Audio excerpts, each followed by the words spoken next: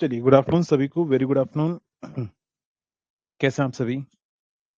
चलिए तो स्टार्ट किया जाए, जल्दी से बताओ, तैयार हो आप सभी?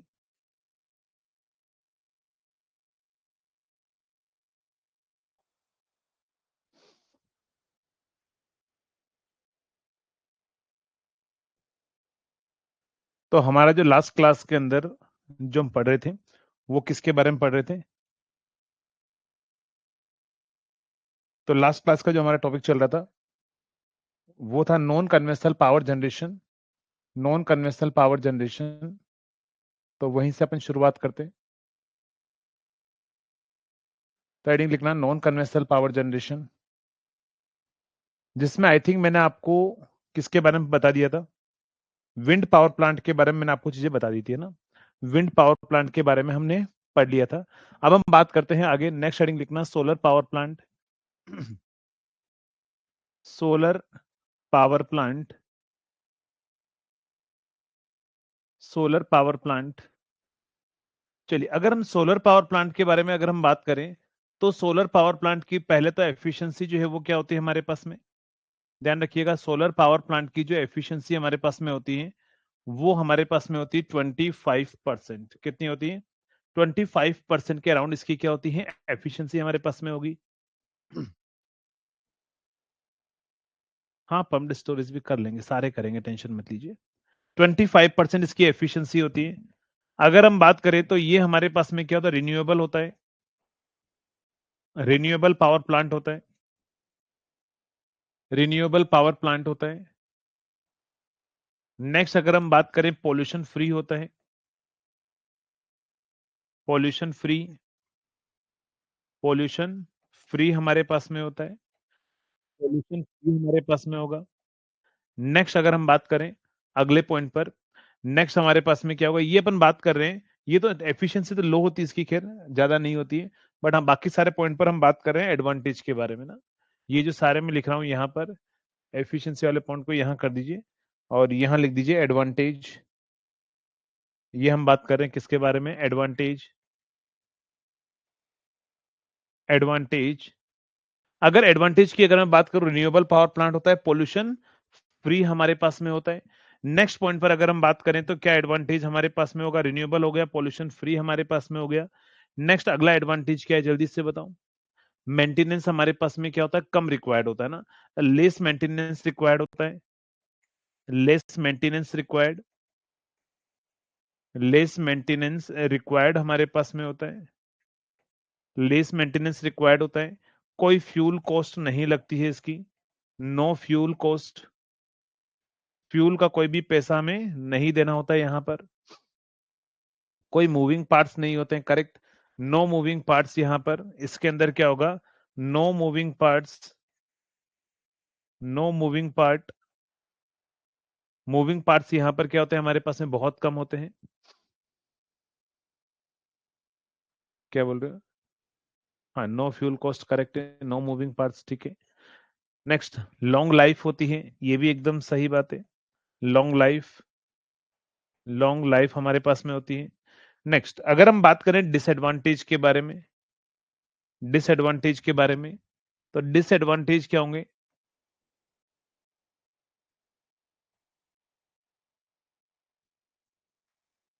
Less efficiency, less efficiency.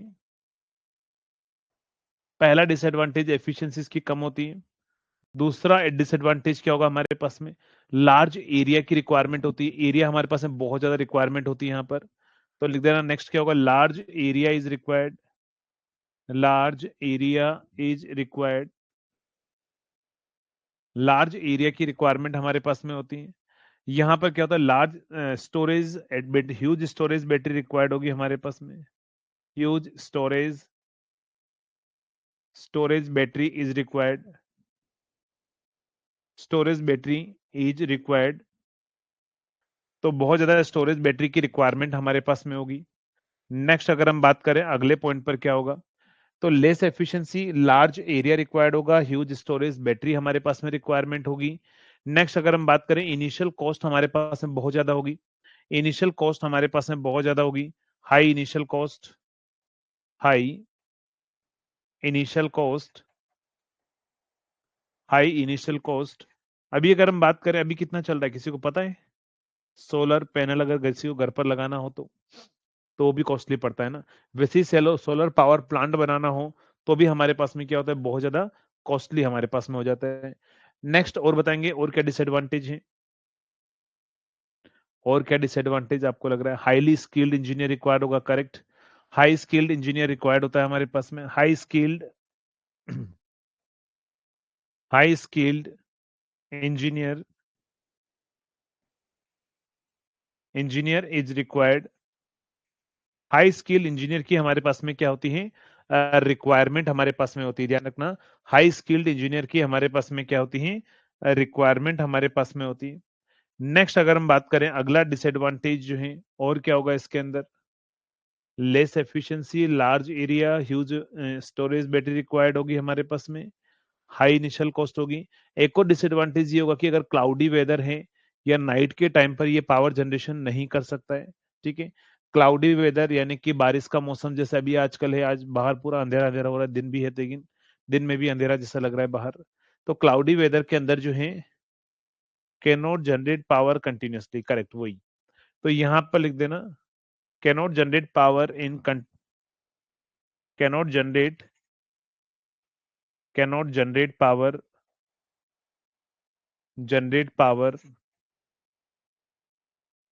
Continuously continuously, या ब्रैकेट में लिख देना इन cloudy weather.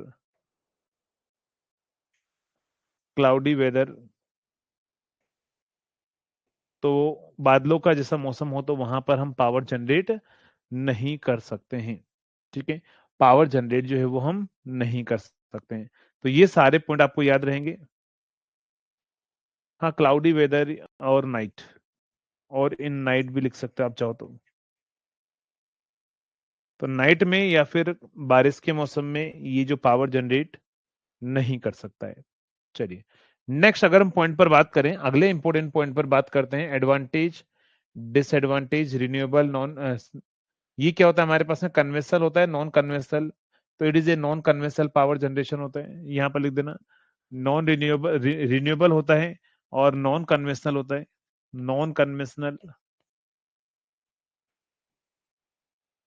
Non conventional power generation किस पर काम करता है, सोलर पावर प्लांट किस प्रिंसिपल पर काम करता है, जल्दी से आप बताएंगे। सोलर पावर प्लांट का जो ऑपरेटिंग प्रिंसिपल है वो क्या होता है, किस प्रिंसिपल पर काम करता है? तो आपको पता है ये काम करता है किस पर, solar cell, PV cell.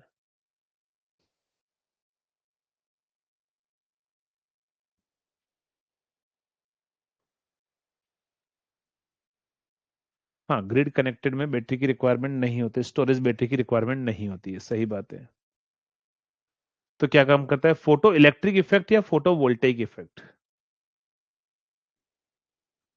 Photo electric effect पर काम करता है या फोटो वोल्टेइक इफेक्ट पर काम करता है, या दोनों सेम ही है? सबसे मोस्ट इंपॉर्टेंट, ये बहुत कंफ्यूजिंग रहता है, आप बताएं जल्दी से।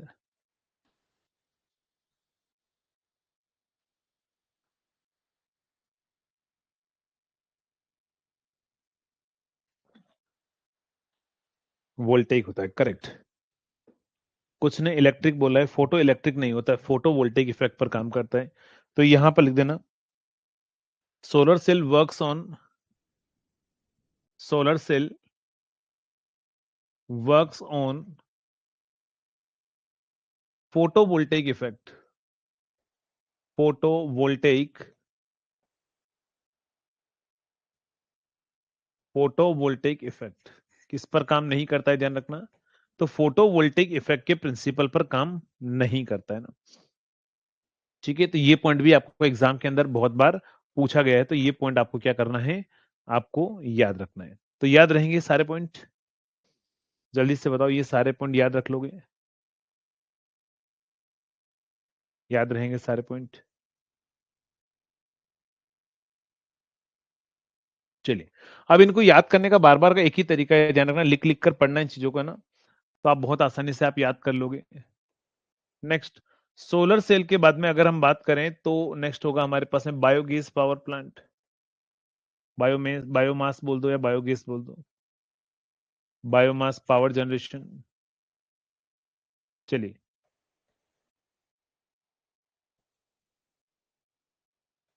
बायोमास या बायोगैस जनरेशन में सबसे मोस्ट इंपोर्टेंट है फ्यूल। क्या होता है जल्दी से बताओ, फ्यूल क्या होता है? क्या बोल रहे हो? हाँ डियर, बोल दिया ना अमित कुमार, मैंने बोल दिया कि ग्रिड कनेक्ट, जो भी ग्रिड से कनेक्ट होते हैं ना डायरेक्टली, उनमें रिक्वायरमेंट नहीं होती, ग्रिड कनेक्टेड के लिए बैटरी की रिक्वायरमेंट नहीं होती। सही बात है, क्योंकि वो ग्रिड को डायरेक्ट पावर सप्लाई करते हैं और ग्रिड से ही वापस पावर जो है वो लेते हैं, तो उस केस में रिक्वायरमेंट नहीं होती है। आपका बात एकदम सही है।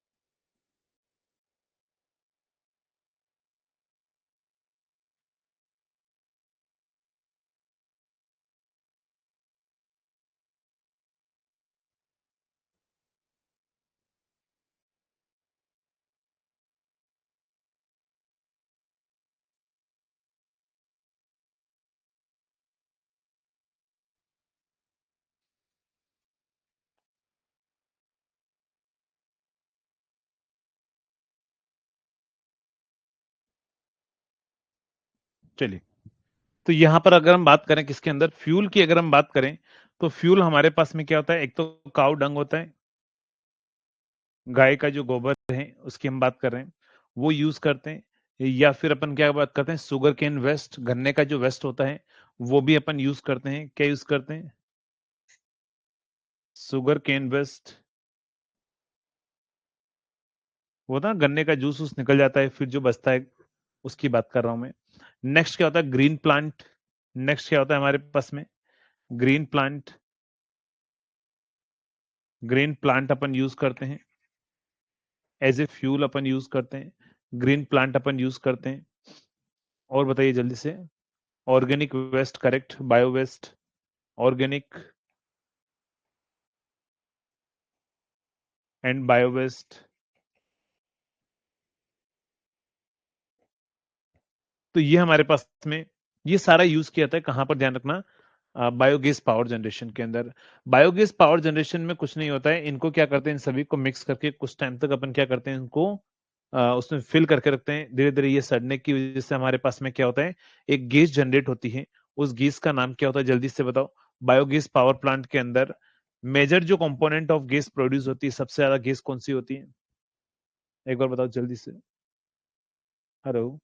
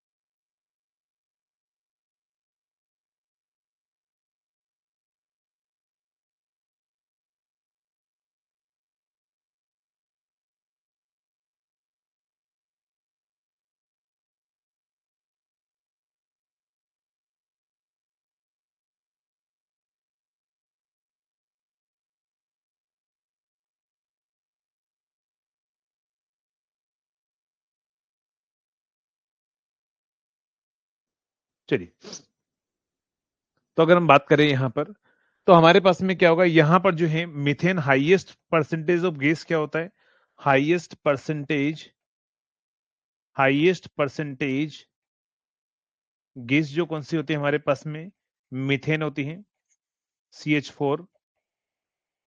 कितनी होती है हमारे पास में, अराउंड 60% के अराउंड, मोर देन 60% हमारे पास में होती है मीथेन। और रिमेनिंग गैस कौन सी होती है, जल्दी से बताओ। सबसे ज्यादा जो हम पर गैस यूज करते हैं वो हमारे पास में क्या होती है, मीथेन हमारे पास में होती है। क्वेश्चन क्या बोलना चाह रहे हो आप, CO2। RRB JEE second shift का एक टरबाइन का क्वेश्चन आया था, आपने बोला था कि आप मुझे सेंड करो ना बेटा, अभिषेक इतना याद नहीं रहता बेटा, आपने कंप्यूटर समझ रखा है मुझे। मिथेन एंड क्या होगा हमारे पास में, CO2। आप मुझे क्वेश्चन सेंड करना, क्वेश्चन सेंड करना, ठीक है, उसको अपन देख लेंगे। चलिए तो आगे बढ़ते हैं अपन यहाँ पर, next point, next point biomass. उसके बाद में अगर हम बात करें बायोमास के बाद में, tidal power generation, tidal power generation. अब देखो टाइडल पावर जनरेशन में वो कोई बहुत ज्यादा डीप में नहीं जाएगा। टाइडल पावर जो है वो कहां पर होता है, जहां पर रेगुलरली टाइड्स आते हैं, कहां पर, समुद्र के अंदर हमारे पास में। तो टाइडल पावर जनरेशन क्या है, ये टाइड्स जो है वो हमेशा आते रहेंगे, ये कभी खत्म नहीं होंगे, ध्यान रखना। टाइड्स किसकी वजह से आते हैं बताओ, ड्यू टू ग्रेविटेशनल फोर्स, किसकी वजह से बताओ, मून एंड अर्थ के बीच में जो ग्रेविटेशनल फोर्स होता है उसकी वजह से क्या आता है हमारे पास में, टाइड्स आते हैं। तो ये जो टाइड्स है वो कभी खत्म नहीं होंगे ना, वो हमेशा आते रहेंगे हमारे पास में। तो टाइडल पावर जनरेशन क्या होगा, रिन्यूएबल होता है हमारे पास में। पहला तो क्या होगा, रिन्यूएबल होगा, रिन्यूएबल होगा।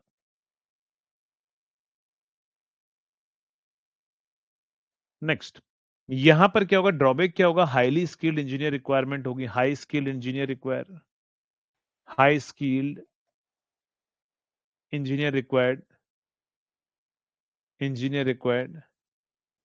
नेक्स्ट, जो भी हमारे पास में एक्वेटिक लाइफ होगी ना, तो वो हमारे पास में अफेक्ट होगी। It affect it affect aquatic life, aquatic life. जो भी मछलियां या जो पानी में रहने वाले जीव जंतु हैं, उनकी लाइफ को क्या करेगा हमारे पास में, अफेक्ट हमारे पास में करेगा। नेक्स्ट, अगर हम बात करें हाई इनिशियल कॉस्ट हमारे पास में होती है, करेक्ट है, हाई इनिशियल कॉस्ट होती है, हाई इनिशियल कॉस्ट होती है, हाई इनिशियल कॉस्ट हमारे पास में होती है।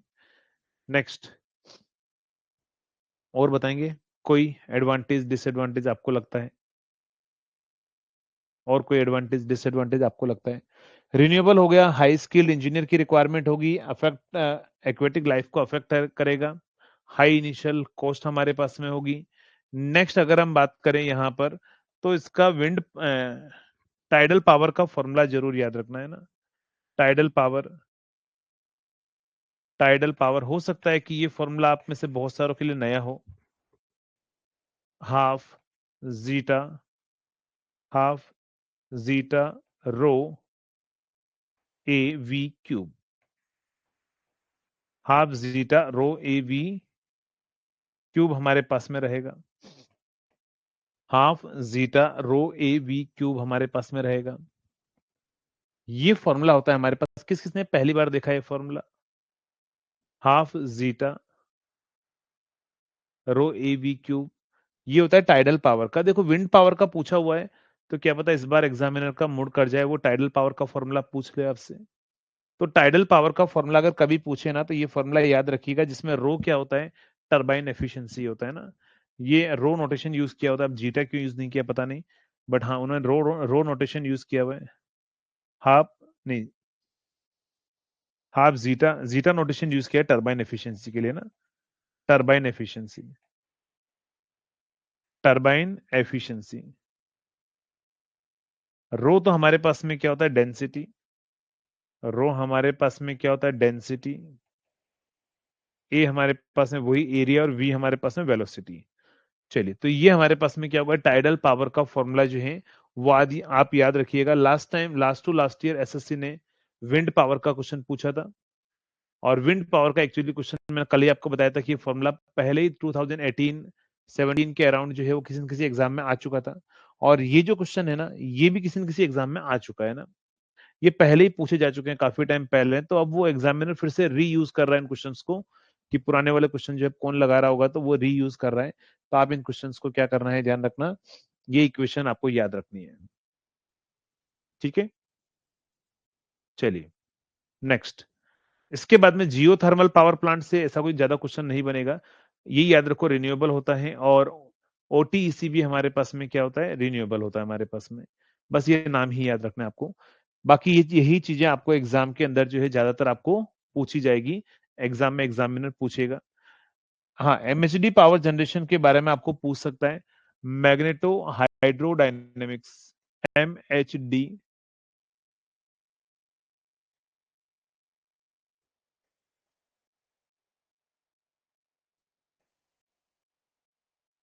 MHD power generation. अगर मैं एमएचडी पावर जनरेशन की बात करूं तो मैग्नेटो हाइड्रोडायनेमिक्स पावर जनरेशन में हम क्या काम करते हैं, इसमें अपन क्या यूज करते हैं, fuel as a ionized gases अपन यूज करते हैं, ध्यान रखना। आयनाइज्ड अपन गैसेज हम यूज करते हैं इस पावर प्लांट के अंदर। तो यहां पर लिख देना, in this ionized ionized gas particles are used, ionized gas particle passed with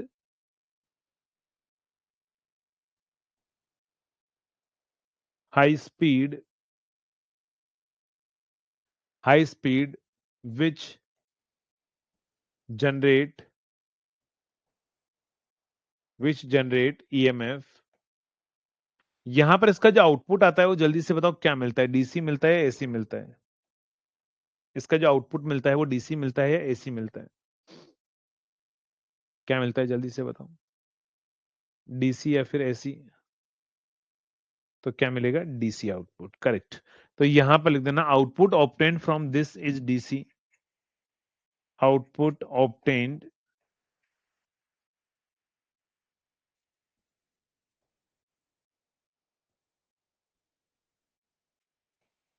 DC. तो आउटपुट जो हम ऑब्टेन करते हैं ना, जो हमें आउटपुट मिलता है वो कौन सा मिलता है, ध्यान रखना, डीसी आउटपुट हमें मिलता है। कौन सा मिलता है हमारे पास में, डीसी आउटपुट जो है वो हमें मिलता है। इसके एडवांटेज आप मुझे बताएंगे? एडवांटेज, एडवांटेज, एडवांटेज बताओ जल्दी से, क्या क्या एडवांटेज होंगे इसके?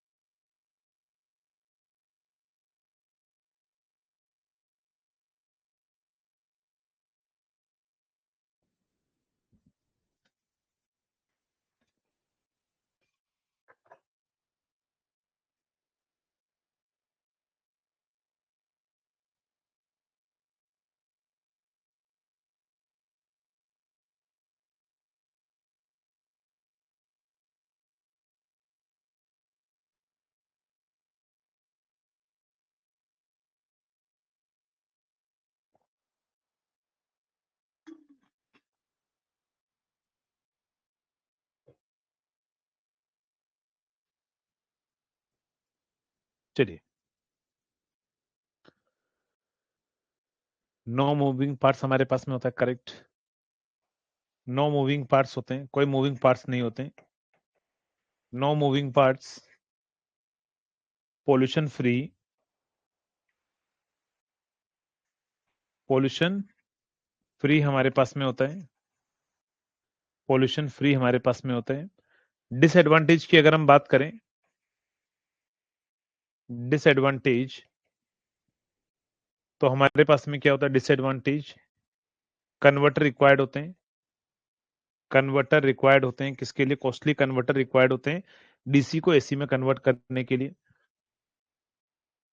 किसको जाना? डीसी को एसी में कन्वर्ट करने के लिए हमारे पास में कॉस्टली कन्वर्टर की जो है वो रिक्वायरमेंट हमारे पास में होती है। इसकी एफिशिएंसी कितनी होती है? चलो जल्दी से बताओ, आपसे पूछ रहे, बताओ एमएसडी पावर जनरेशन की या एमएसडी पावर प्लांट की एफिशिएंसी क्या होती है? तो क्या आंसर आएगा? जल्दी से बताओ एफिशिएंसी क्या होती है?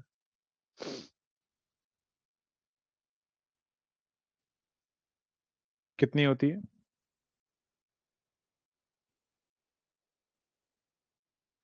Around 50%, correct. इसकी जो एफिशिएंसी होगी वो क्या होगी? अराउंड 50%। एफिशिएंसी जो होती है अराउंड 50% के अराउंड जो है वो इसकी एफिशिएंसी रहती है ना, 50% के अराउंड इसकी एफिशिएंसी होगी। चलिए, तो ये सारी चीजें आपको क्या करना है, आपको याद रखना है। जितने भी पावर प्लांट्स हैं उन सभी के बारे में आपको पूछेगा। ये मोटी मोटी चीजें मैंने आपको बता दी हैं जो आपको पूछने के चांसेस यहां से बनते हैं। बाकी देखो, ध्यान रखना, आजकल एग्जामिनर पता नहीं वो क्या कर रहा है, इतने मतलब ब्रिलियंट कैसे हो गए हैं एग्जामिनर, जो पूरी बुक पढ़ के बुक की एक आध लाइन लिखकर जो है वो उसका क्वेश्चन बना दे रहा है, तो उसको अपन कुछ नहीं कर सकते, ध्यान रखना। और it is impossible to complete, मतलब कंप्लीट आपको उसको पढ़ना आपके लिए बहुत इम्पॉसिबल ही मान लो, पॉसिबल ही नहीं इसको करना है। मैंने आपको ग्रुप में शेयर भी किया था, सिर्फ only non conventional power generation का मैंने पीडीएफ शेयर किया था, और उसमें से आप में से किसी ने पीडीएफ उसको देखा होगा। देखने के बाद में आपका मन किया होगा पहले तो कि पढ़ ले। जब आपने पढ़ना शुरू किया होगा तो एक दिन भी नहीं पढ़ा होगा, फिर उसके बाद में बंद करके रख दिया होगा कि चलो 1 मार्क्स छोड़ देंगे। इससे बेटर यही होगा हमारे पास में ना।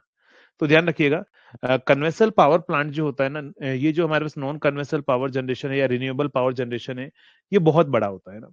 बहुत बड़े का मतलब है बहुत बड़ा होता है, पढ़ नहीं सकते अपन। तो इसीलिए मैंने बोला एग्जाम में एक आध क्वेश्चन आया, अगर ऐसा कोई आता है अजीब सा, ऐसा नहीं कि सारे क्वेश्चन अजीब से ही आते हैं, एक आध क्वेश्चन ही आपको देखने को मिलता है, तो वो एक आध क्वेश्चन छोड़ने के लिए होता है। कभी भी एग्जाम में 100% नहीं करना होता है, समझ में आ गया? और उसमें भी पता है क्या होगा, उसमें ये दे रखे हैं, एक स्टेटमेंट ऐसा होगा जो आप एलिमिनेट कर पाओगे जिससे, है ना। तो ऑप्शन एलिमिनेशन पर चले जाना उस टाइप के क्वेश्चन के अंदर। बाकी मैंने आपको टेलीग्राम ग्रुप में मैंने पीडीएफ शेयर कर रखी है, आप चाहे तो उससे पढ़ सकते हैं। क्या बोल रहे हो?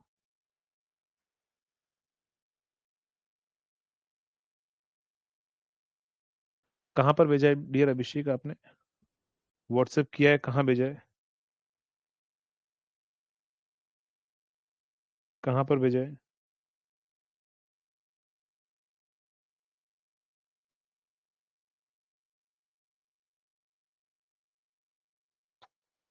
व्हाट्सएप किया है?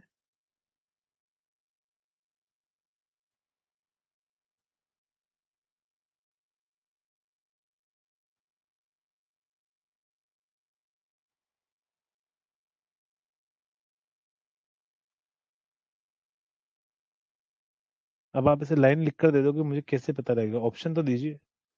थियोरिटिकल वाली चीजों पर जो है वो बिना ऑप्शन तो अपन कर ही नहीं सकते ना।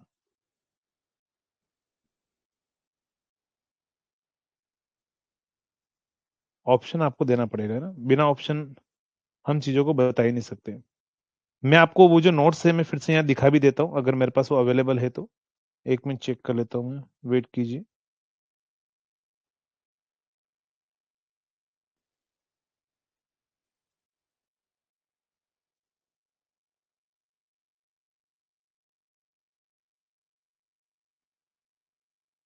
ठीक है, मेरे पास है। अगर ये पीडीएफ किसी के पास में नहीं हो, आपकी इच्छा हो कि नहीं सर मैं पढ़ के जाऊंगा, मुझे पूरा पढ़ना है, नॉन कन्वेंशनल तो एक बार आप इस पीडीएफ को देख लें, फिर भी अगर आपका दिल करे तो पूरा पढ़कर चले जाइएगा ना। चलिए, मैं आपको पीडीएफ दिखाता हूं।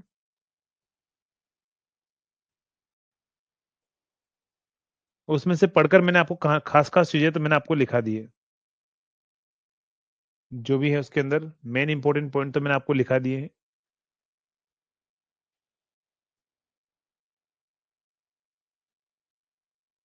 ये पीडीएफ मैं आपको टेलीग्राम पर ग्रुप में शेयर कर दूंगा, जो अपना चैनल है ना मेन 11-12 हजार स्टूडेंट वाला, 11,000 प्लस स्टूडेंट वाला, तो उस चैनल में आपको जो है पीडीएफ मिल जाएगी।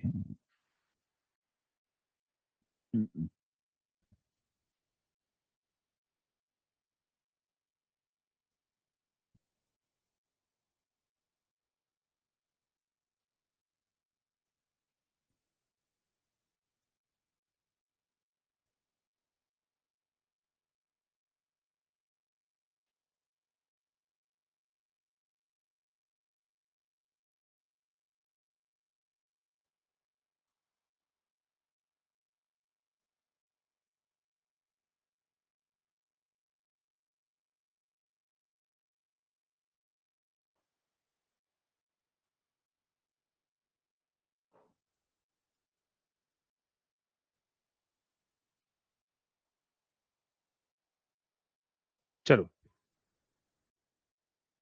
तो ये हमारे पास में क्या है, ये है नॉन कन्वेंशनल पावर जनरेशन। इसमें नॉन कन्वेंशनल वाला ही पूरा है। ये थोड़ा सा इंट्रोडक्शन है स्टार्टिंग के अंदर, ऑयल कोल कितना परसेंटेज क्या क्या जनरेशन होता है वो सारा है इसके अंदर। एमएचडी पावर जनरेशन के अंदर, यहां से देखो एमएचडी पावर जनरेशन आपका स्टार्ट होता है, तो ये सारा आप पढ़ लीजिएगा। ये एमएचडी पावर जनरेशन ही है अभी पूरा। ये सारे इसके क्या है, हमारे पास में कुछ इंपॉर्टेंट पॉइंट्स लिखे हुए हैं एमएचडी पावर जनरेशन के। एमएचडी पावर का फॉर्मूला भी लिखा हुआ है, पावर जनरेटेड बाय एमएचडी का फॉर्मूला भी लिखा हुआ है। जैसे विंड का फॉर्मूला होता है और टाइडल का फॉर्मूला होता है, वैसे एमएचडी का फॉर्मूला होता है sigma B square V square के 1 - के। ठीक है, ये सारा फॉर्मूला भी आपको मिल जाएगा इसके अंदर। ये इसका पूरा लेआउट मिल जाएगा एमएचडी पावर जनरेशन का। क्लोज्ड एमएचडी और ओपन एमएचडी क्या होता है उसका मिल जाएगा। फिर आपको यहाँ पर क्या मिलेगा, इसके एडवांटेज डिसएडवांटेज आपको मिल जाएंगे। ये एडवांटेज है, तो यहाँ पर क्या होगा, ये खास खास हमने लिख दिया, नो नो मूविंग पार्ट्स, सो रिलायबल, ये सारी चीजें होती है। फिर यहाँ पर क्या होगा, इसकी कुछ लिमिटेशन हमारे पास में रहेगी, इसकी लिमिटेशन होगी। नेक्स्ट, फिर उसके बाद में ये भी अभी एमएचडी पावर जनरेशन ही चल रहा है। एमएचडी पावर जनरेशन, इसके ऊपर न्यूमेरिकल भी दिया हुआ है इस बुक के अंदर। अगर आप न्यूमेरिकल करना चाहो तो आप कर सकते हो, अगर आपको न्यूमेरिकल पूछ ले तो। एमएचडी का मैक्सिमम पावर का फॉर्मूला भी दिया हुआ है। नेक्स्ट, अब यहां से स्टार्ट होता है आपका थर्मो इलेक्ट्रिक पावर जनरेशन है। थर्मो इलेक्ट्रिक पावर जनरेशन के अंदर ये सारी आपके पास में, ये इतना सा ही नहीं है, मैं आपको बताता हूँ कहां पर है। ये सब स्लाइड चली रही है ना, इसमें सोलर है, विंड है, और यहाँ पर सारा है, टाइडल है, विंड है, जियो थर्मल है। ये हमारे पास में देखो, ये इसका फॉर्मूला है।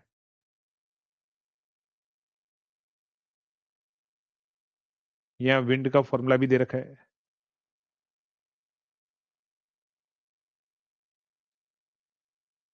ये रहा विंड, चलो नीचे चला गया। ये रहा विंड का फॉर्मूला दे रखा है पूरा है। Wind power, wind power half rho A V cube दे रखा है। फिर ये टाइडल है पूरा, जियो थर्मल, बायोमास, बायोगैस। तो ऐसे मिलाकर ये पूरी पीडीएफ जो होती है वो 48 पेज की पीडीएफ है। कितने की, ध्यान रखना, 48 पेज की पीडीएफ है। अगर आपकी हिम्मत हो इतनी सारी थ्योरी पढ़कर उसमें से खास पॉइंट निकालने की, इंपॉर्टेंट पॉइंट निकालने की, तो आप वो पीडीएफ मुझे भी शेयर कर देना। ठीक है, आपको क्या करना है, किसी के पास में अगर हिम्मत हो कि सर 40 पेज की 50 पेज की थ्योरी पढ़कर मैं उसके इंपॉर्टेंट इंपॉर्टेंट पेज निकाल लूं, वो भी आपके पेज की थ्योरी नहीं है, बुक के पेज की थ्योरी है ना। आपके तो अगर लिखोगे तो 100 पेज की थ्योरी हो जाएगी ना। तो इंपॉर्टेंट पॉइंट अगर कोई पढ़े और पीडीएफ बना ले, मुझे भी शेयर कर देना, ताकि जो है वो मेरे लिए काम आसान हो जाएगा। क्योंकि इतना सारा पढ़ना, ऊपर से पढ़ना शुरू करते नीचे पहुंचते तब भूल जाते हैं कि ऊपर क्या लिखा हुआ था। तो अभी खास खास मैंने हिम्मत रख के एक बार पढ़ के जो जो मुझे इंपॉर्टेंट पॉइंट मिले वो सारे मैंने आपको लिखा दिया। क्या बोल रहे हो?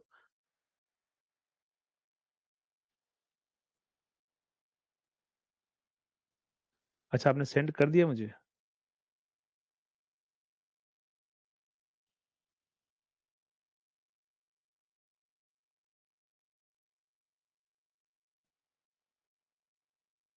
पढ़ लोगे? चलिए, तो ये पीडीएफ मैं आपको ग्रुप में शेयर कर दूंगा। चलिए, तो बढ़ते हैं अपन आगे नेक्स्ट पॉइंट पर। नेक्स्ट पॉइंट पर नेक्स्ट पॉइंट पर तो यहां तक हमारे पास में कौन सा पार्ट हमारा कंप्लीट होता है? जनरेशन वाला पोर्शन जो है वो हमारा कंप्लीट होता है। नेक्स्ट पॉइंट पर अपन आगे बढ़ते हैं। नेक्स्ट पॉइंट पर हम आगे बढ़ते हैं और नेक्स्ट क्या होगा हमारे पास में? जनरेशन के बाद में क्या आता है? Transmission and distribution, T and D. Transmission and distribution, T and D हमारे पास में क्या होगा? Transmission and distribution. तो शुरू किया जाए, जल्दी से बताओ, क्या बोल रहे हो?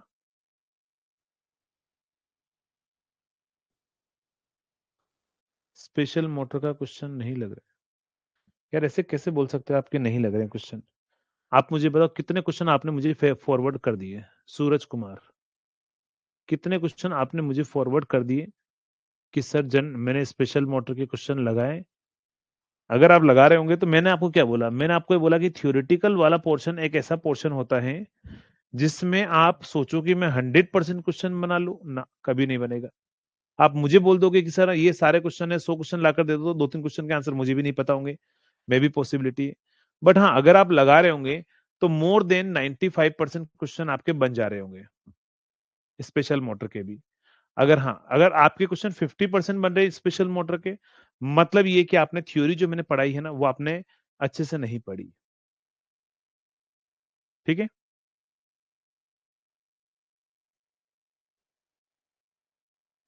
तो आप थ्योरी फिर अच्छे से पढ़िए। कौन सा ऐसा क्वेश्चन है, चलिए आप मुझे बताइए, स्पेशल मोटर का ऐसा कौन सा क्वेश्चन है जो आपसे नहीं बन रहा है? आप यहां पर पूछिए, मैं आपको बताता हूँ। कोई भी ऐसा क्वेश्चन आपको याद हो?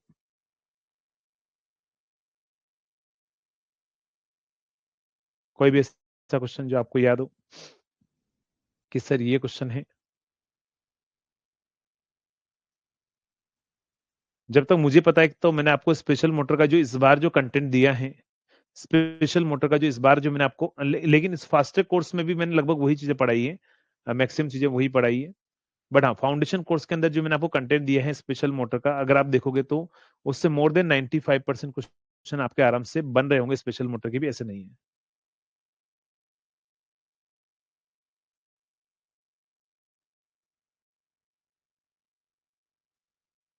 बोलो यार, कोई क्वेश्चन क्वेश्चन बताओ, देखो कोई क्वेश्चन नहीं बन रहा है, जो क्वेश्चन नहीं बन रहा है वो आप शेयर कीजिए यहाँ पर। मुझे व्हाट्सएप शेयर कर दो अगर आप यहाँ चैट में नहीं करना चाहते तो। शेयर कर रहे हो अपना अपना आगे बढ़े, जल्दी से बताओ। जिसने भी बोला है सर स्पेशल मोटर के क्वेश्चन नहीं लग रहे हैं, तो वो क्वेश्चन जो है आप मुझे शेयर कर रहे हो या फिर सर आगे बढ़िए, मैं तो ऐसे ही मजाक कर रहा था।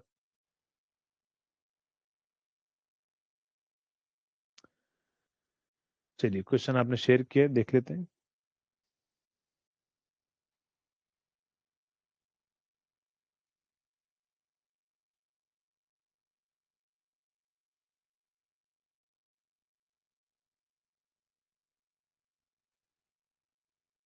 हाँ, ये याद रखना है, इसमें कुछ नहीं कर सकता बेटा मैं।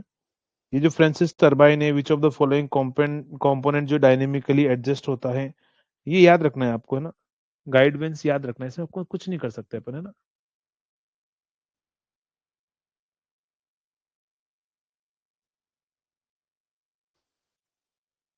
आप मुझे देखो शेयर करोगे तो मैं सॉल्यूशन बता दूंगा। अगर आप शेयर नहीं करोगे क्वेश्चन तो मैं कैसे बता सकता हूँ? और जो रटने वाली चीजें हैं उसको अपन कुछ नहीं कर सकते।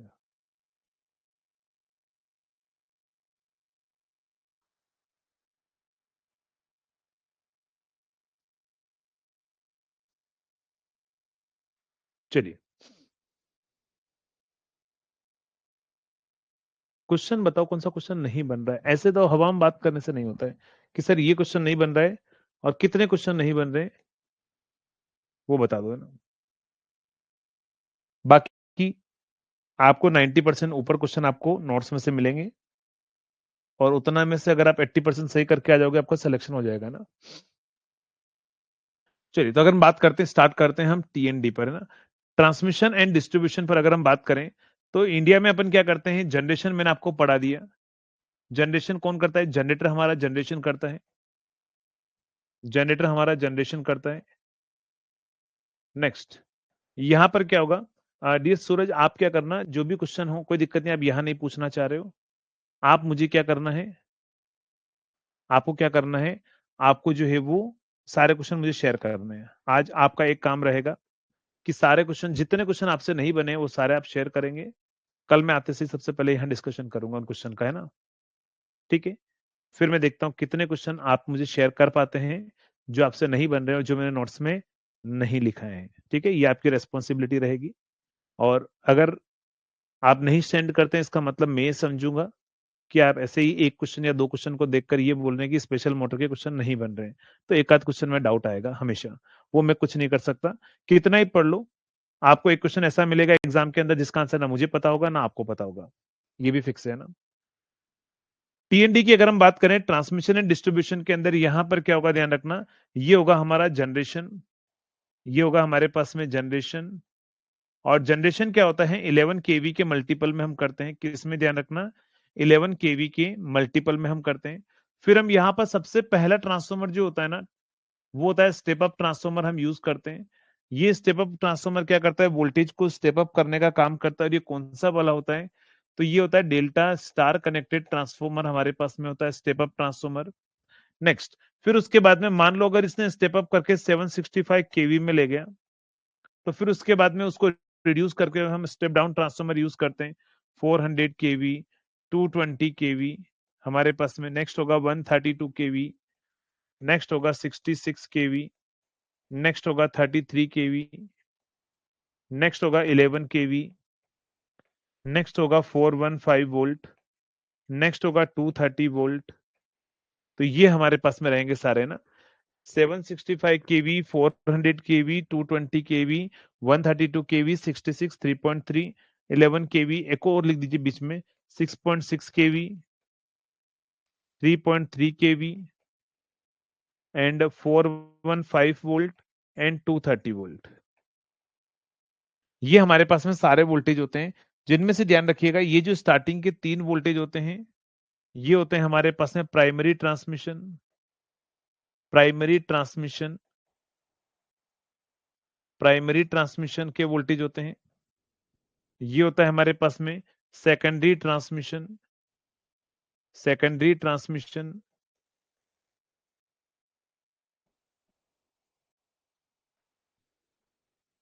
नेक्स्ट होगा प्राइमरी डिस्ट्रीब्यूशन, प्राइमरी डिस्ट्रीब्यूशन। और ये होता है secondary distribution, secondary distribution, primary distribution. और नेक्स्ट होगा सेकेंडरी डिस्ट्रीब्यूशन। ये ध्यान रखना, ये जो सारे वोल्टेज होते हैं ना, कहां से कहां तक, यहां से लेकर यहां तक की बात कर रहा हूं।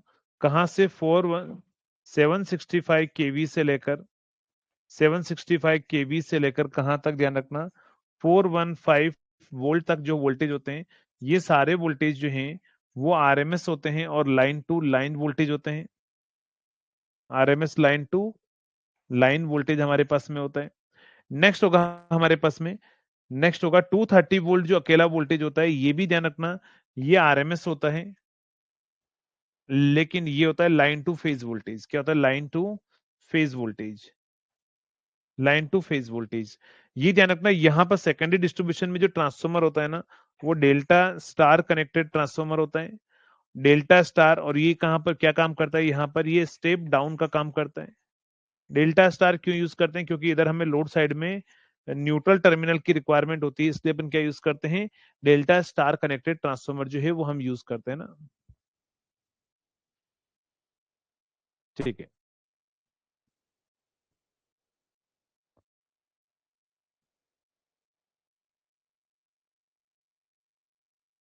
765 केवी, हाँ 765 हो गया, सही बात है, 765 केवी। नेक्स्ट, अगर हम बात करें यहां पर, तो ये हमारे पास में क्या होगा, प्राइमरी, सेकेंडरी और डिस्ट्रीब्यूशन और ट्रांसमिशन हमारे पास में होंगे।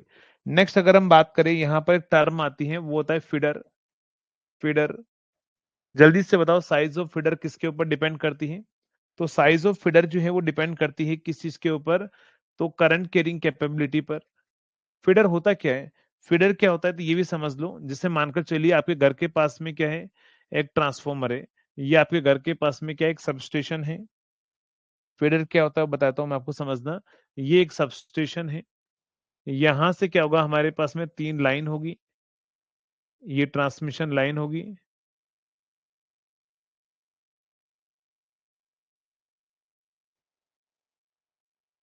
ये ट्रांसमिशन लाइन होगी, यहाँ पर ट्रांसफॉर्मर होगा, इधर आपके घर के लिए सप्लाई मिल रही होगी।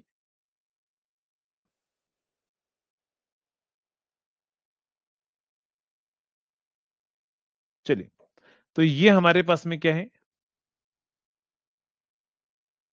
ये हमारे पास में लाइन है। तो ये तो है, ये हमारे पास में क्या है, सबस्टेशन है। ध्यान रखना ये क्या है, ये होता है सबस्टेशन। सबस्टेशन, सबस्टेशन जहां से आपको क्या सप्लाई मिलती है। ये जो वायर होते हैं ना, जिन्हें बोला जाता है फीडर, इन वायर को अपन क्या बोलते हैं, फीडर बोलते हैं। ये होता है डिस्ट्रीब्यूशन ट्रांसफॉर्मर,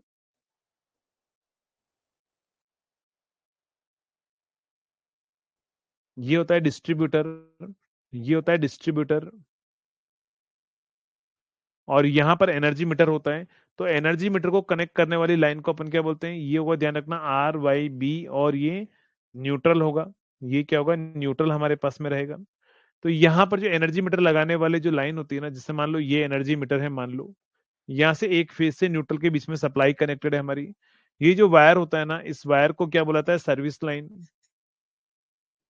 सर्विस लाइन हम बोलते हैं, क्या बोलते हैं हम उसको, सर्विस लाइन हम उसको बोलते हैं।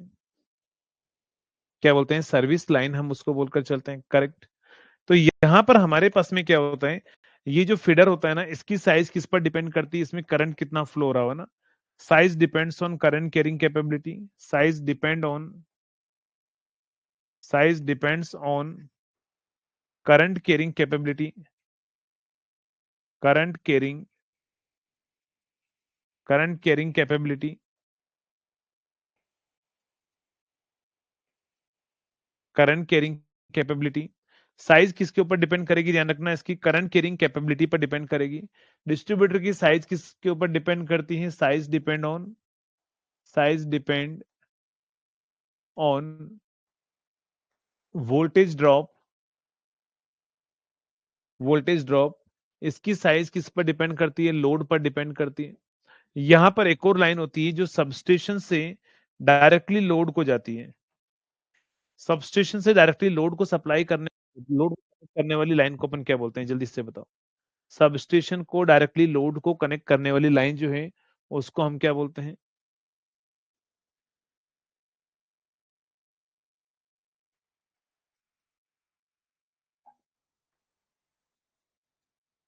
क्या बोलते हैं, सबमेन, करेक्ट। ये लास्ट टाइम एचपीसीएल में आया था क्वेश्चन, है ना, सॉरी एनएचपीसी के अंदर अभी जो वैकेंसी है ना, एनएचपीसी में पूछा था, सबमेन वाला, है ना। तो ये क्या होगा, ध्यान रखना, ये होगी सबमेन, सबमेन, सबमेन। नेक्स्ट, अगर हम बात करें यहां पर, तो हम यहां पर जो पावर ट्रांसमिट कर रहे हैं ना, पावर ट्रांसमिट कर रहे हैं वेरी हाई वोल्टेज पर पावर ट्रांसमिट कर रहे हैं। कहां पर कर रहे हैं हम, वेरी हाई वोल्टेज पर पावर ट्रांसमिट करते हैं। तो हाई वोल्टेज पर पावर ट्रांसमिट क्यों करते हैं, उससे क्या बेनिफिट मिलेंगे? तो देखो, ये अगर हमारा जनरेटर है, ये हमारा जनरेटर है, ये सेंडिंग एंड बस है जिसका वोल्टेज वीएस है। ये लाइन है हमारे पास में जिसका रिएक्टेंस क्या है, जे एक्सएल हमारे पास में। ये receiving end voltage V R है जहां का रेफरेंस एंगल 0 है, तो यहाँ का एंगल डेल्टा होगा। ये इधर लोड को पावर क्या कर रहे हैं, सप्लाई कर रहे हैं। तो आपसे पूछ लिया जाएगा कि बताओ पी आर जो है ना, पी आर मतलब क्या होगा, आर का मतलब होगा रिसीविंग एंड, ये होगा रिसीविंग एंड। क्या होगा, रिसीविंग एंड। नेक्स्ट, ये हमारे पास में क्या होगा, सेंडिंग एंड होगा। तो sending end voltage into receiving end voltage divide by XL जो भी होगा, मल्टीप्लाइड विद साइन डेल्टा, यही इलेक्ट्रिकल पावर ट्रांसफर का हमारे पास में फॉर्मूला होगा। पीआर क्या होगा, ध्यान रखना, पीआर क्या होगा, हमारे पास है पावर ट्रांसफर, किसको ध्यान रखना, रिसीविंग एंड को जो पावर ट्रांसफर होगा, वो ये हमारे पास में रहेगा। आपसे बोल दिया जाएगा, बताओ डेल्टा यहाँ पर क्या है, लोड एंगल। डेल्टा यहाँ पर क्या है, लोड एंगल यहाँ पर है। वीएस क्या है, सेंडिंग एंड वोल्टेज है। वीएस क्या है, ध्यान रखना, सेंडिंग एंड वोल्टेज हमारे पास में होगा। वीआर हमारे पास में क्या होगा, receiving end voltage, receiving end voltage हमारे पास में होंगे। तो ये हमारे पास में क्या है, सेंडिंग एंड है, ये रिसीविंग एंड है, ये लोड एंगल डेल्टा हमारे पास में है। तो यहां से आपसे बोल दिया जाएगा कि बताओ लोड एंगल डेल्टा कितना होगा कि पी आर मैक्सिमम होगा। तो हमारे पास में अगर डेल्टा हमारे पास में कितना हो जाए 90 degree,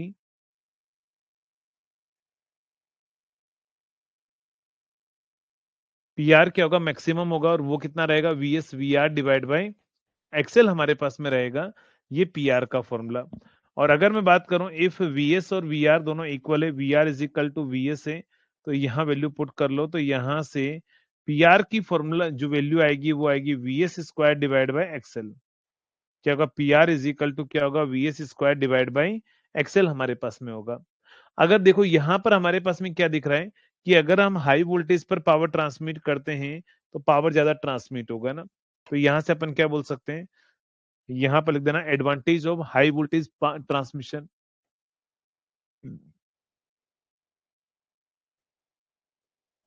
advantage of high voltage transmission, high voltage transmission, high voltage transmission का एडवांटेज क्या है, advantage of high voltage transmission.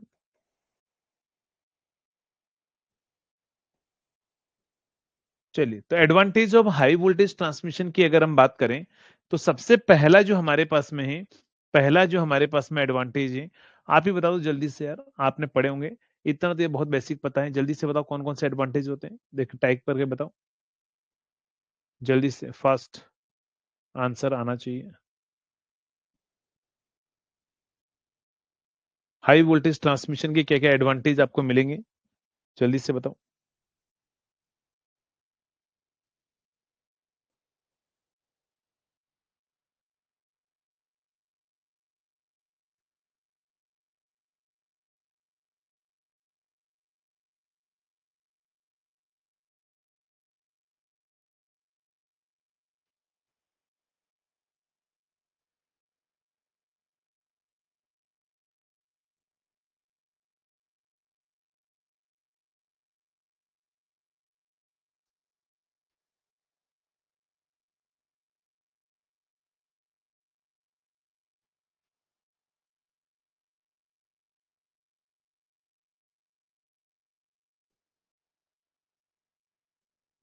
चलिए, सप्लाई वोल्टेज हाई होगा तो क्या होगा हमारे पास में,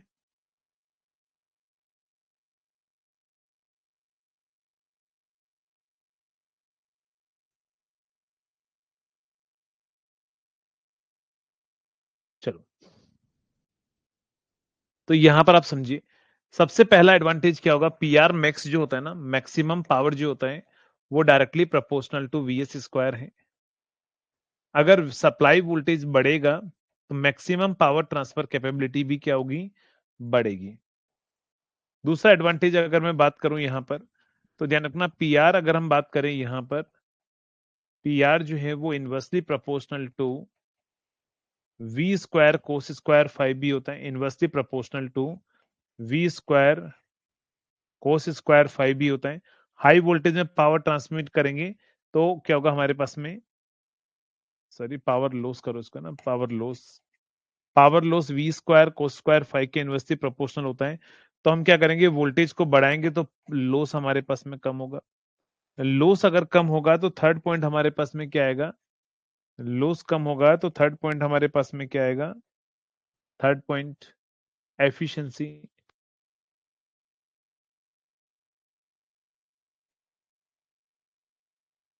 तो एफिशिएंसी होती है हमारे पास है output upon output plus loss.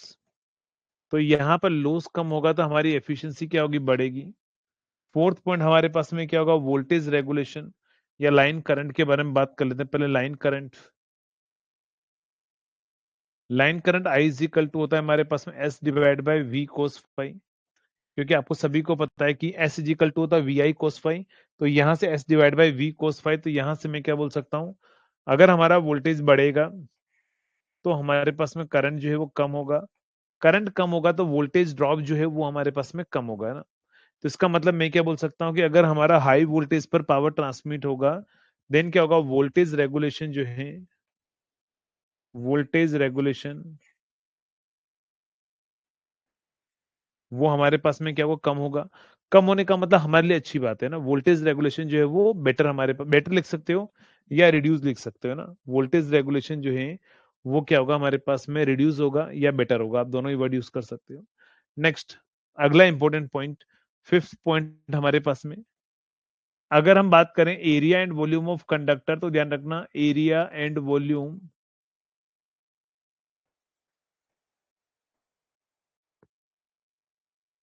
ये भी हमारे पास में inversely proportional to V square cos square phi होता है। नेक्स्ट सिक्स हमारे पास में वेट, वेट या कॉपर, ये क्या होगा हमारे पास में 1/v² cos square phi, v² cos square phi. तो ये होगा हमारे पास में वेट या फिर कॉपर हमारे पास में। ठीक है, नेक्स्ट अगर हम बात करते हैं अगले पॉइंट पर, सेवन, सेवन, चलो यही आपके पास में सारे इंपॉर्टेंट पॉइंट है। नेक्स्ट, चलो ये यही सारे पॉइंट दो। तो ये सारे हमारे पास में क्या हो गए, एडवांटेज होंगे किसके, ध्यान रखना, हाई वोल्टेज। यही एडवांटेज किसके, पावर फैक्टर के भी होंगे, ध्यान रखना हाई पावर फैक्टर होगा तो एरिया एंड वॉल्यूम कम चाहिए, वेट पर वेट या कॉपर हमारे पास में कम चाहिए, या करंट हमारे पास में कम होगा, वोल्टेज रेगुलेशन कम होगा हमारे पास में। कब, जब हमारे पास में क्या होगा, वोल्टेज बढ़े, पावर फैक्टर बढ़ेगा तब की बात कर रहा हूँ, करंट कम होगा तो वोल्टेज रेगुलेशन हमारे पास में क्या होगा, बेटर होगा। तो ये सारे पॉइंट आपको क्या करना है, याद रखना है। तो ये सारे पॉइंट याद रहेंगे। चलिए, अब अगर हम बात करें, आपको एग्जामिनर ऐसा क्वेश्चन पूछेगा, फॉर एग्जाम्पल, इफ लॉस कितना है, 100 वोल्ट है, कब है, जब हमारे पास में क्या हो, वोल्टेज V कितना है, 20 kV है। If voltage V equal to हमारे पास में कितना हो जाएगा, 40 kV, देन आपसे पूछेगा लॉस, देन फाइंड लॉस, बताओ आंसर क्या आएगा, देन फाइंड लॉस, बताओ क्या आंसर रहेगा।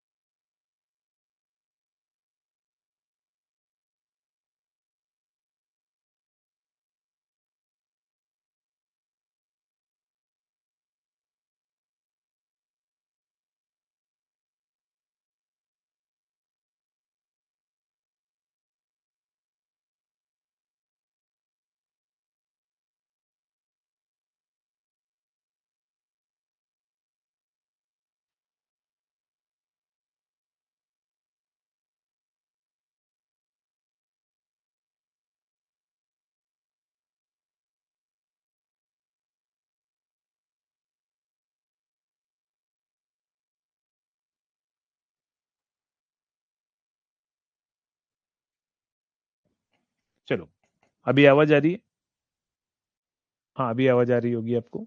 PL2 की अगर हम बात करें, PL1 कितना है, 100 हमारे पास में है, V1 कितना है, पहले केस में 20 है और दूसरे केस में कितना है, 40 है।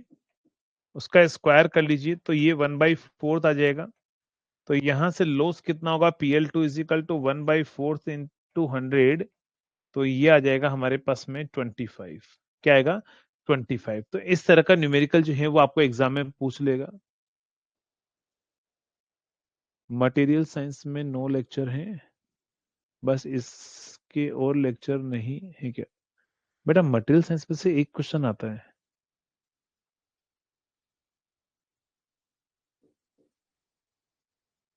एक लेक्चर कम है, नहीं होना चाहिए। बाकी सभी बैचेस में देखो यार, सभी में सेम अपलोडेड होगा, मेरे अकॉर्डिंग सेम होगा सभी के अंदर। ऐसा नहीं हो सकता है कि लेक्चर कम हो। अगर कम हो आपके बीच में तो देखकर एक बार अदर बेसिस चेक करके बता देना है ना।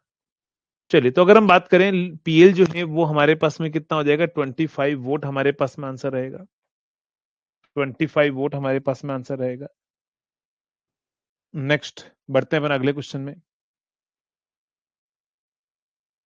आपको एग्जामिनर ऐसा क्वेश्चन पूछ लेगा, व्हेन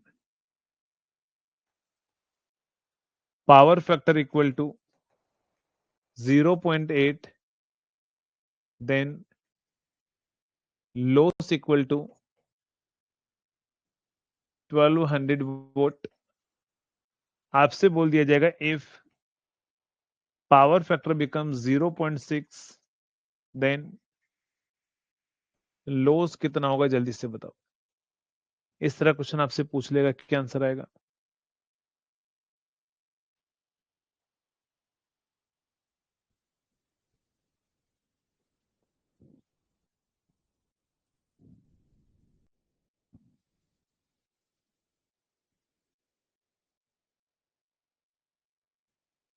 चलिए,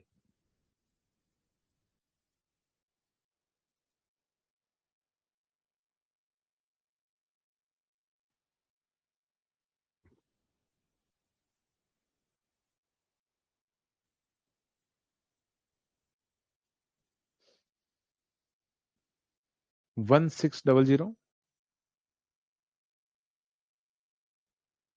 ओल्ड में 10 है, न्यू में 9 ही है। चलो मैं चेक करूंगा ना।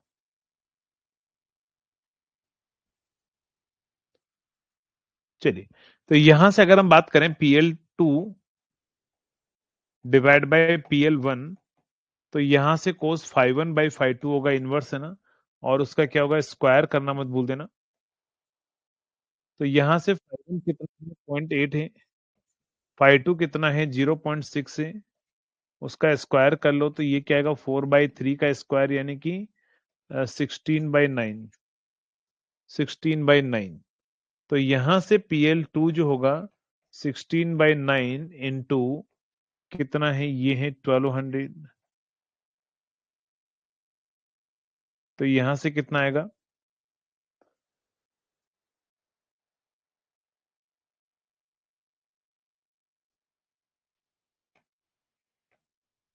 चलिए, तो ये आ रहा होगा, तो इसको 16 से मल्टीप्लाई करके आंसर बताओ कितना आंसर आ रहा है, 2133.33। चलिए, तो आपके कहने पे मैं लगा रहा हूं कि 213.33, 21333.33 ना। तो ये हमारा आंसर आएगा। कर लोगे इस तरह का एग्जाम्पल?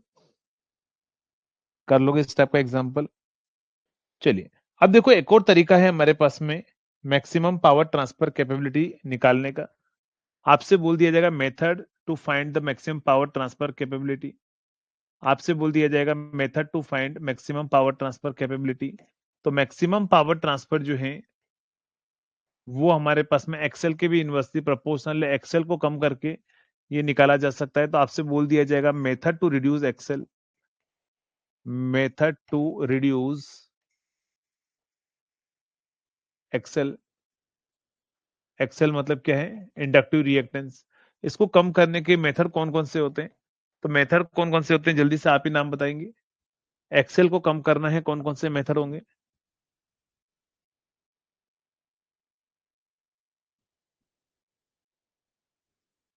बेटा विशाल, आपका कौन सा बेच है? आपका बेच कौन सा है?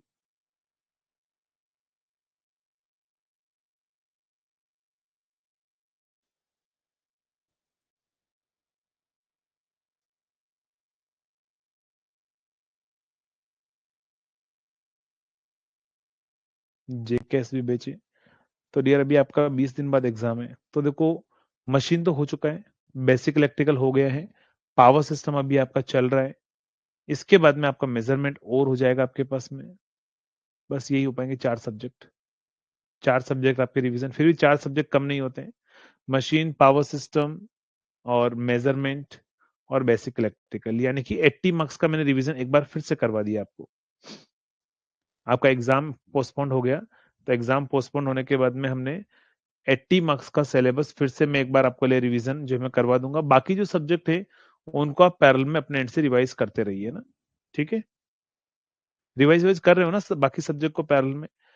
कंट्रोल सिस्टम के अभी 4 बजे 4:30 से क्वेश्चन प्रैक्टिस भी है वाईटी पर, अगर आपको ज्वाइन करना है तो आप ज्वाइन कर सकते हो। By using parallel line correct answer है। तो अपन इसको कैसे कैसे अपन रिड्यूस करेंगे, by using parallel line, by using parallel line.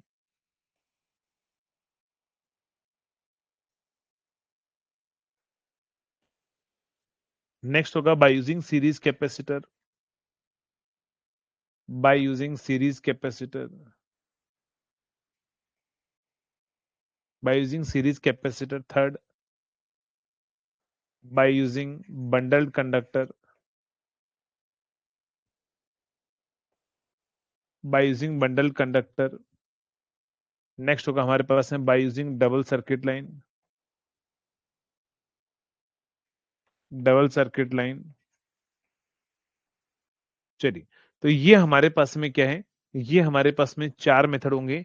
किसके ध्यान रखना, रिड्यूस करने के लिए किसको ध्यान रखना, एक्सेल को कम करने के लिए कौन कौन से मेथड होंगे। तो ये 4 मेथड जो है वो हम यूज करेंगे एक्सेल को कम करने के लिए। चलिए, तो ये जो 4 मेथड है एक्सेल को रिड्यूस करने के हमारे पास में है, जिसमें क्या होगा बाय यूजिंग पैरेलल लाइन में क्या होगा, अगर मानकर चलो आपसे बोल दिया जाए कि एक लाइन है और उसके पैरेलल में एक सेम लाइन और कनेक्ट कर दे जिसका रिएक्टेंस सेम है, तो बताओ पावर कितना हो जाएगा। ऑप्शन में ऑप्शन ए होगा डबल हो जाएगा, 2 टाइम्स हो जाएगा, मतलब 4 टाइम्स हो जाएगा, हाफ हो जाएगा, 1/4 हो जाएगा, ऐसा ऑप्शन होगा। बताओ क्या आंसर होगा। अगर एक लाइन के पैरेलल में सेम रिएक्टेंस वाली एक दूसरी लाइन जो अपन कनेक्ट कर लेते हैं तो क्या होगा। एक रिएक्टेंस के पैरेलल में दूसरी एक और लाइन जो अपन कनेक्ट कर लें तो क्या होगा, जल्दी से बताओ।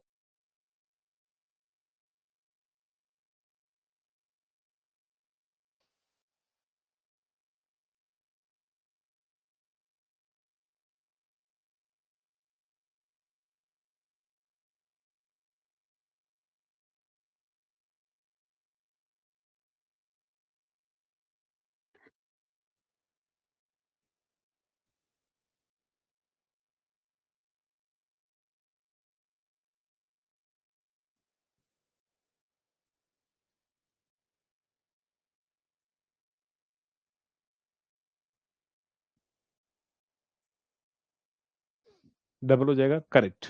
तो यहां पर क्या होगा ध्यान रखना इस केस में, अगर हम मैक्सिमम पावर की अगर हम बात करें तो क्या होगा, VS V R divide by reactance कितना होगा, हाफ हो जाएगा, पैरेलल में है तो इसको ऊपर ले जाओ तो 2 टाइम्स हो जाएगा VS V R divide by XL. तो एक्सेल को मैक्सिमम पावर जो है उसको बढ़ाने के लिए अपन कैसे कैसे बढ़ा सकते हैं, मेथड टू रिड्यूस एक्सेल को कम करने के लिए। तो एक्सेल को हम पैरेलल लाइन से कर सकते हैं, पैरेलल लाइन से एक्सेल कम करेंगे तो पावर बढ़ जाएगा हमारे पास में।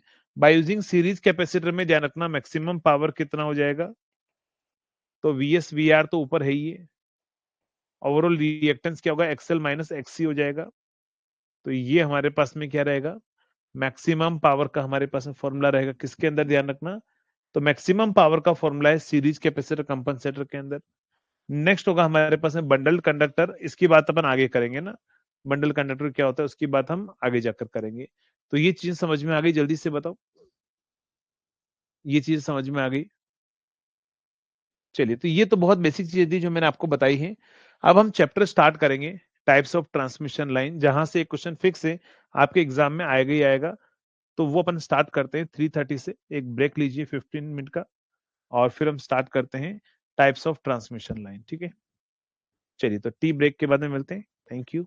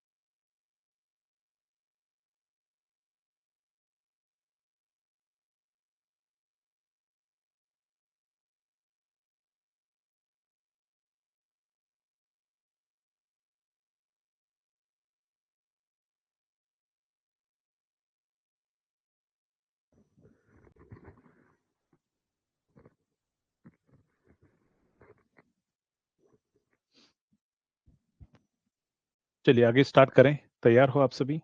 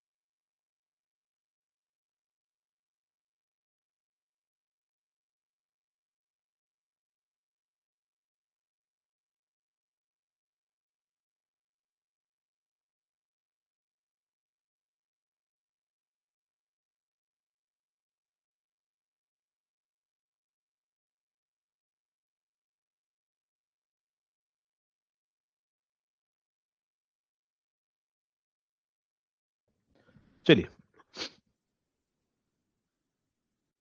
तो अगर हम बात करें हमारे पास में नेक्स्ट हेडिंग लिखना ट्रांसमिशन।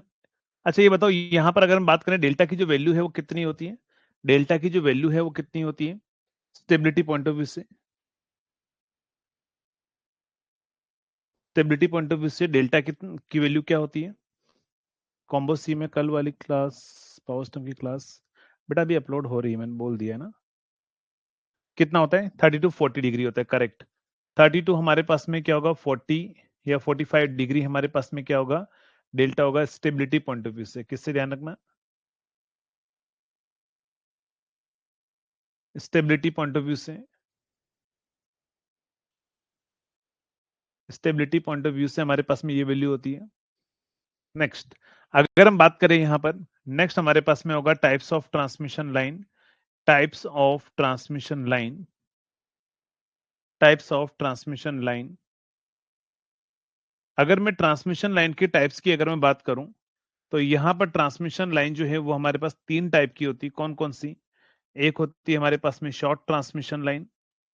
Short transmission line. दूसरी होती है हमारे पास में medium transmission line. Medium transmission line. और थर्ड हमारे पास में क्या होती है? Long transmission line. Long transmission line.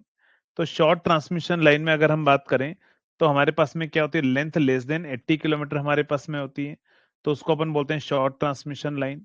लेकिन अगर मैं बात करूं यहां पर, लेंथ इंटू फ्रीक्वेंसी जो है उसका मल्टीप्लीकेशन 4000 से कम होना चाहिए। कैसे आया? क्योंकि फ्रीक्वेंसी 50 होती है ना, तो 50 को 80 से मल्टीप्लाई करोगे तो 4000 आएगा। मीडियम ट्रांसमिशन लाइन की जो लेंथ है वो 80 से लेकर, ध्यान रखना, कितनी है हमारे पास में? 200 किलोमीटर हमारे पास में होती है। या लेंथ इंटू फ्रीक्वेंसी जो है, लेंथ इंटू फ्रीक्वेंसी है वो 4000 से कम, मतलब ज्यादा, या 10,000 से कम होगा, तो हमारे पास में मीडियम ट्रांसमिशन लाइन होगी। Long transmission line, length more than 200 kilometre या फिर length to frequency more than 10,000 होगा, तो लॉन्ग ट्रांसमिशन लाइन होगी। नेक्स्ट, इसके ऑपरेटिंग वोल्टेज के बारे में आप मुझे बताएंगे। ऑपरेटिंग वोल्टेज क्या होता है? इसका ऑपरेटिंग वोल्टेज क्या होता है? वोल्टेज की अगर हम बात करें, शॉर्ट ट्रांसमिशन लाइन कहां तक होती है हमारे पास में? Up to 20 kV। 20 kV तक का जो वोल्टेज होता है वो हमारे पास में क्या होता है? शॉर्ट ट्रांसमिशन लाइन होता है वोल्टेज के अंदर। अगर हमारा वोल्टेज 20 से लेकर 100 kV के बीच में है, 20 टू 100 kV के बीच में है, तो मीडियम ट्रांसमिशन लाइन है। और मोर देन 100 kV है, तो हमारे पास में क्या होगा? 100 kV से क्या होगा?